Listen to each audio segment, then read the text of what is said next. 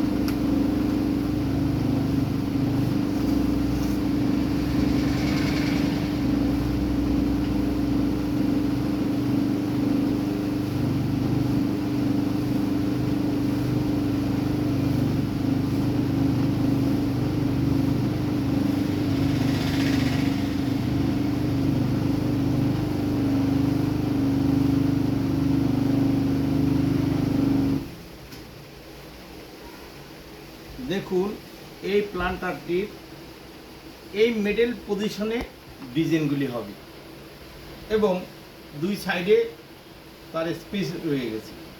এই ধরনের planter shape যদি আপনাদের ভালো লেগে থাকে তাহলে অবশ্যই আমার চ্যানেলটি লাইক করবেন, শেয়ার করবেন, কমেন্ট করবেন। আপনাদের ভিডিওটি দেখার জন্য অসংখ্য ধন্যবাদ।